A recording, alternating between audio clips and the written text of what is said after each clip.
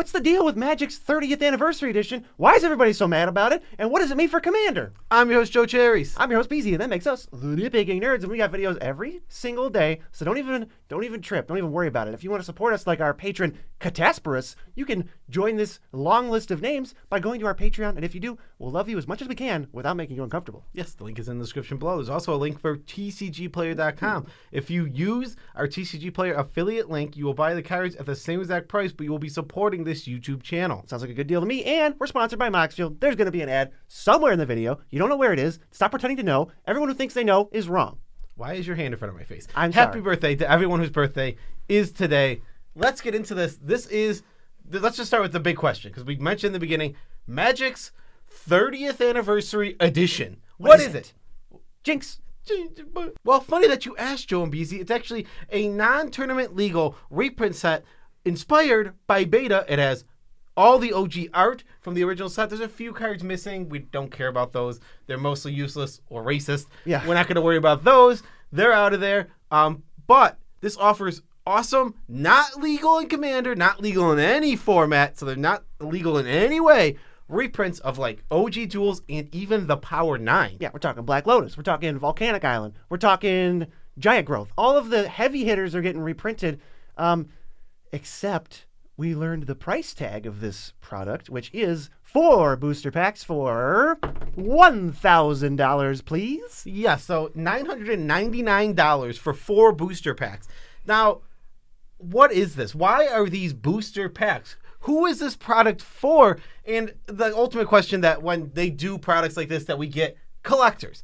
It's always collectors, right? If something is ridiculously overpriced so that the average Magic player cannot afford it, we always get the answer, collectors. But this is an absurd price. And not only is it an absurd price, you're not getting anything guaranteed. You're opening 4 booster packs and you could have absolute garbage. Most of the cards within this set are absolute trash, which is fine because that is what Beta is, right? Beta is the first Magic set, right? Alpha, Beta, those are the first set of Magic cards, and most of those cards suck because they didn't know what they were doing. It was a new game, and yes, it turned out to be Magic the Gathering, the greatest game of all time.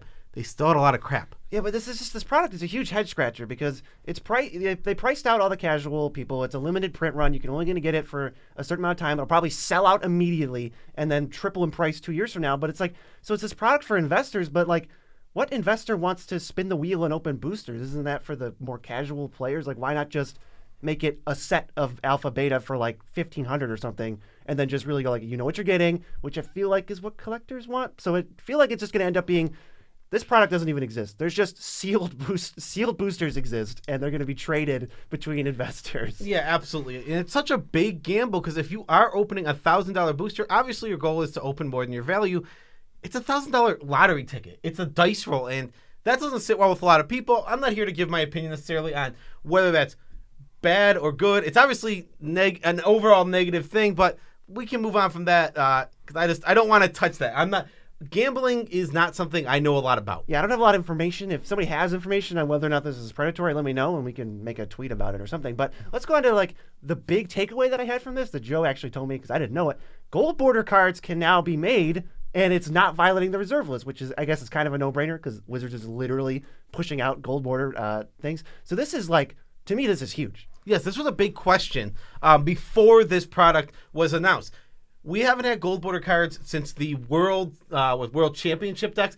They were made a long time ago, and we haven't seen them since. And people use them as proxies all the time. It's a very common thing to see a gold border, which you're going to hear the term gold border. These technically aren't gold border, but they are the same legality as gold. It's like border the shorthand for this. It's a shorthand card, and you will see those in Commander decks if people have them because they're totally awesome proxy. They look exactly like Magic cards, but they have a gold border. Right, and in this instance, you will not see them ever in Commander. So a lot of people are kind of like, whatever, like this isn't worth my time thinking about it for Commander. It's like, but actually, even though these aren't legal in Commander as specifically stated by the rules committee, they're not.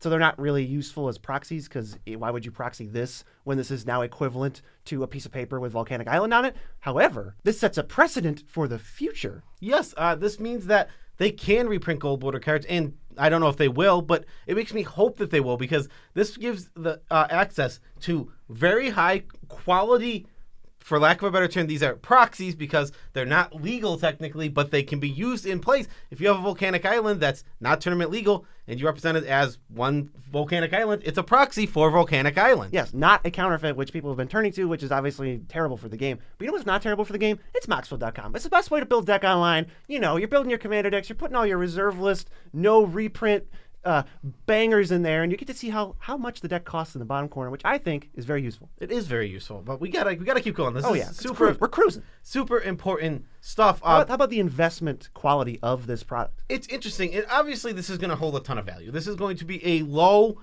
as this is a limited print run. What they said, I don't know what exactly that means. I don't know how many they're actually going to make of these. Limited print run. We're only going to get so many of these cards. They're going to be out there, and they're all going to be worth a ton of money. Probably a low-risk entry. Yeah, exactly. So you're probably going to always be able to make your money. If you buy this product and leave it sealed for a few years, it's going to be worth a ton in a couple of years. But one thing about it is if you're opening it, there is a potential. Now, we don't know or have any idea what Wizards going forward is going to do printing gold border cards. From the past, we would say they're probably never going to do it again because there'll be another 20 years before we see another gold border reprint. But they can. Now we could see a potential product that could come out of this is like Secret Lair gold border dual lands. That's a totally realistic thing they could do, and they've shown that they can do with this product. So how safe of an investment is this product when they can just as easily do that 20 times over and sell 1 million more volcanic islands that aren't real? I mean, this is going to be a one-of-a-kind thing. It's going to say Magic 30 on it or whatever, but that's still going to devalue it. So I'm not so sure about it, but I do have a bold prediction, which is if Wizards of the Coasts, now I want infinite clout because I don't see this prediction anywhere else. If Wizards of the Coasts prints gold-bordered or whatever, proxied Gaia's Cradle, it will be banned in Commander for sure. High volume proxy. High volume, like accessible, high volume, low value proxy, like Secret Lair type stuff, it's gone. And I could not be happier to hear that. So like the impact this has on Commander might actually be huge. This might get cards banned, like 2 years from now, just from this precedent of like, hey, we can print gold border stuff. We're going to make $1 million in 1 second when we as soon as we hit for sale on this stuff. And now let's just talk about proxies for 1 second because these are luxurious proxies, right? Yeah, we gotta talk about our stance too on proxies. Exuberant proxies, and we're 100% for proxies because we want the game to be accessible to every single Magic player that this game can be accessible to. Meaning that we want players to use proxies when they can. It's Commander, especially in Commander. I'm not talking about the tournament. Do never use a proxy in a tournament. You're supposed to use real Magic cards there, and that is totally legitimate. But when you're playing Commander, there aren't really sanctioned events. This is not Commander is not a format you go to and you sign up for a GP for. No, it's a Commander you sit down with your friends. You go to what are they called? Command Fest, and you sit down with randos, but you're just there to have fun. Nobody's there to spike the event. Winning doesn't really do anything for you. Yeah. I think there was a lot of there was like this mini rumor going around that we were not in favor of proxies, which I think is due to very non-charitable listening when we say, hey, if somebody's not okay with proxies, you need to respect that because they can play their game however they want. We're so in favor of proxies. We use them all the time. Whenever we are not sure about buying a card, we have proxy in there. So this is going to be sweet, assuming we get proxies in the future because this product is kind of a big question mark / thumbs down. Now, I know a lot of people want these kind of gold border cards that we are seeing now and we could see more into the future to be legal in Commander, and I think Wizards is in a really tough, they've painted themselves into a corner with that, where it's like if they make them legal, then they are reprinting the reserve list. So we're in the spot where nobody's going to say that they are legal in Commander, but at the same time, if you sit down at 99% of a Commander game and you have gold bordered cards, 30th anniversary cards, nobody's going to care, and everyone's going to be more than okay with it. Sheldon Benner releases, the official press statement is like, these aren't legal in Commander. Play them all you want because it's going to happen. So if you were wondering what exactly our stance is on proxies and how important a discussion it is, there's a whole video right here, and you should watch it. Yes. Peace out, Trap Scouts.